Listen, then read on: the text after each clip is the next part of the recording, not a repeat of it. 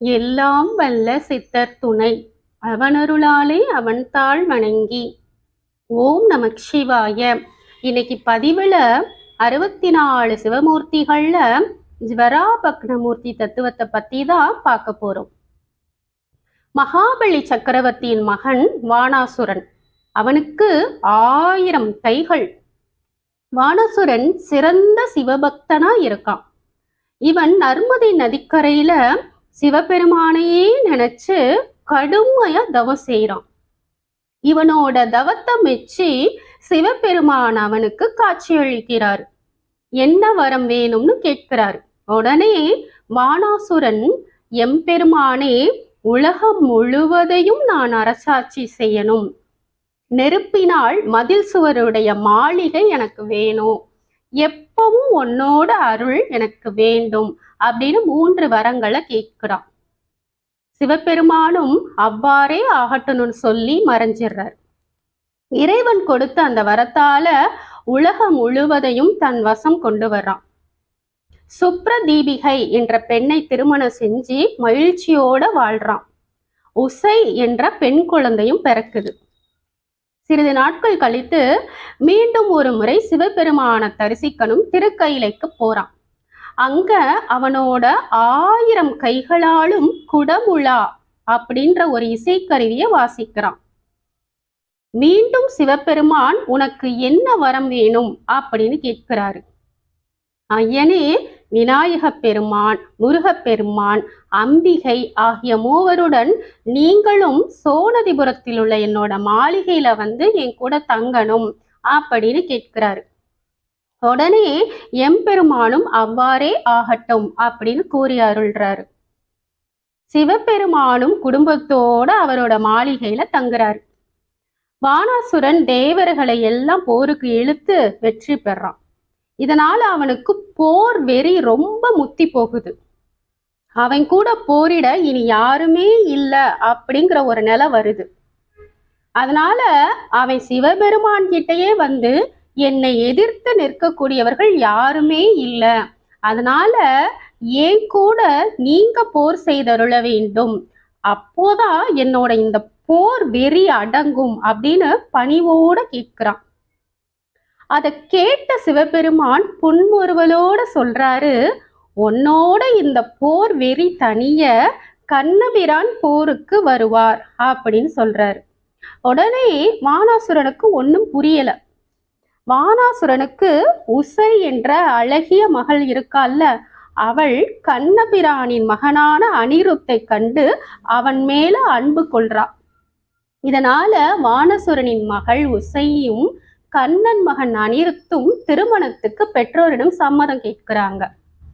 திருமணத்துக்கு வானாசுரன் மறுத்து கண்ணனின் மகனை சிறையில அடைச்சிடுறான். அந்த மகனை மீட்க கண்ணபிரான் தன்னோட படைகளோட அங்கு வர்றாரு. அப்படி வரும்போது கண்ணன் மாளிகையில முதல் வாசல்ல நுழையும் போது விநாயகரை பார்க்கிறாரு. பார்த்ததும் வணங்குறாரு. 2வது வாசல்ல முருகனை பார்க்கிறாரு, பார்த்து வணங்குறாரு. 3வது வாசல்ல உமாதேவியை பார்த்து வணங்குறாரு. 4வது வாசல்ல சிவபெருமானை பார்க்கிறாரு. இத கண்ட கண்ணபிரான் திகைச்சு போறாரு. முழு முதல் பொருளான சிவபெருமானின் குடும்பமே இங்க இருக்கே, இவங்க இருக்கிற இடத்துல நம்ம போய் போர் செஞ்சு எப்படி நம்ம மகனை மீட்கிறது அப்படின்னு அப்படியே வணங்கி நிக்கிறாரு. கண்ணனை பார்த்த எம்பெருமான், என்கிட்ட போர் புரியாம ஏன் பக்தனான வாராசுரன் கிட்ட நீ போக முடியாது அப்படின்னு சொல்லிடுறாரு. அதை கேட்டதும் கண்ணனுக்கு இன்னும் ஒரே அதிர்ச்சி. ஐயனே, திரிபுரத்தை புன்னகையிலேயே அழிச்சவர் நீங்க, அனைவரையும் மயக்கும் மன்மதனை சாம்பலாக்கியவர் நீங்கள், யமனை காலால உதைச்சவரும் நீங்க, அப்படி இருக்கும்போது உங்க கூட நான் எப்படி போர் புரிஞ்சு ஜெயிக்க முடியும் அப்படின்னு கேட்கிறாரு. உடனே சிவபெருமான், நீ அஞ்ச வேண்டிய அவசியம் இல்லை, வேடிக்கையா போர் செய் அப்படின்னு எம்பெருமான் உற்சாகப்படுத்துறாரு. கண்ணனும் வேற வழி இல்லாம துணிந்து வில்லிலே நான் பூட்டி போரை ஆரம்பிக்கிறாரு. சிவபெருமானும் கண்ணனும் போர் புரிந்தால் அண்ட சராசரங்கள் என்ன ஆகுமோ அப்படின்னு எல்லாரும் நினைச்சு பயங்கரமா சண்டை போறத பார்த்துக்கிட்டே இருக்காங்க. என்ன பண்றதுன்னு தெரியல. ஒரு கட்டத்துல என்னோட மொத்த சக்தியையும் திரட்டி போர் செஞ்சுட்டேன், இனிமேல் என்னால போர் செய்ய முடியாதுன்னு கண்ணன் மனசுக்குள்ள நினைக்கிறாரு. கண்ணனின் உள்ள குறிப்பை அறிந்த சிவபெருமான் கண்ணன் ஜெயிக்கணும்னு நினைச்சு நான் போர்ல இருந்து விலகிக்கிறேன் அப்படின்னு சிவபெருமான் சொல்லிடுறாரு. சிவபெருமான் தன்மேல் கொண்ட கருணையை நினைச்சு கண்ணன் ரொம்ப மகிழ்ச்சி அடைகிறாரு.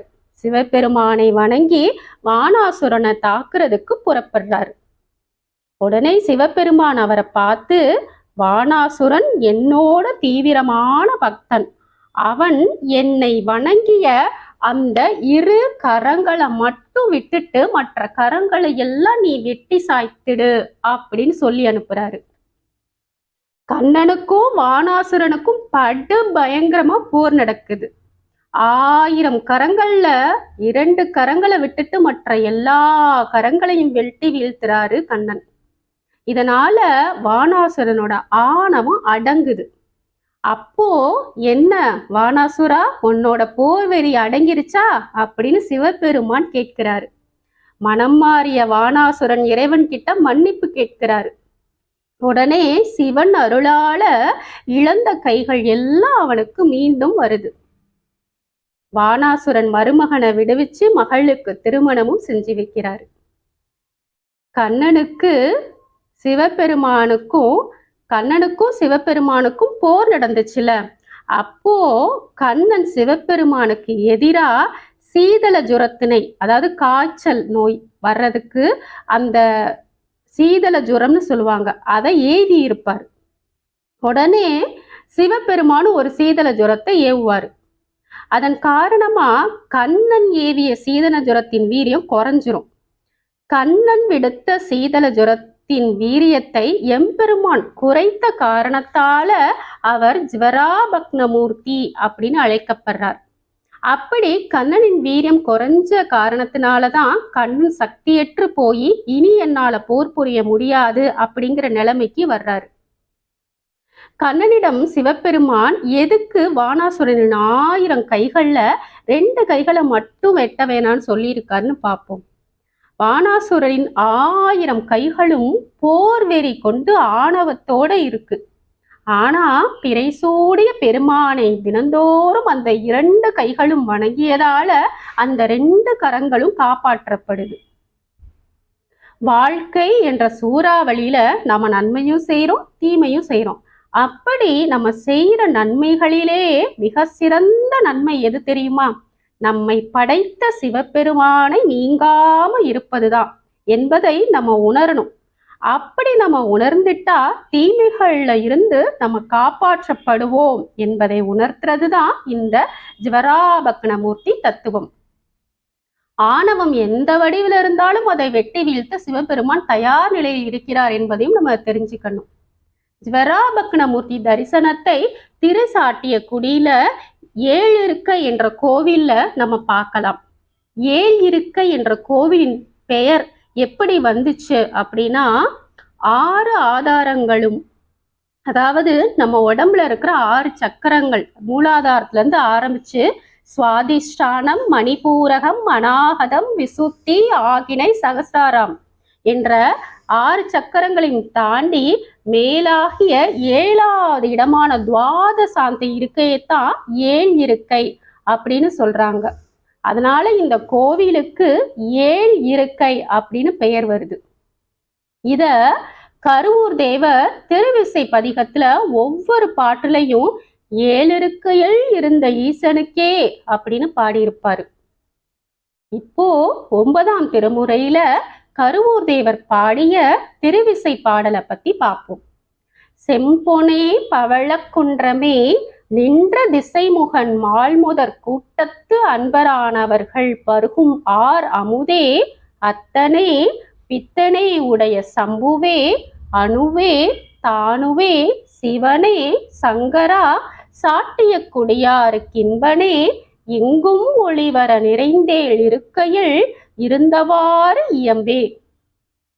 அதாவது பொன்னே, பவள மழையே, தரிசிக்க வந்து நின்ற திருமால் பிரம்மன் முதலிய தேவர்கள் கூட்டத்தினர் அனுபவிக்கும் நிறை அமுதே, ஐயனே, பித்தனாகிய எனது சம்புவே, அதாவது அறிவில்லாதவனாகிய எனது இன்பத்தை தருபவனான சிவபெருமானே, அணுவடிவாய் இருப்பவனே, மலை போல அசைவில்லாதவனே, சிவபெருமானே, சங்கரனே, திருச்சாட்டிய குடியிலுள்ள அடியாருக்கு இன்பம் தருபவனே, எங்கும் நீக்கமர நிறைந்து ஏன் இருக்க என்ற திருக்கோவிலின் மூலஸ்தானத்தில் நீ எழுந்தருளியிருக்கும் தன்மையினை அடியவனுக்கு சொல்வாயாக.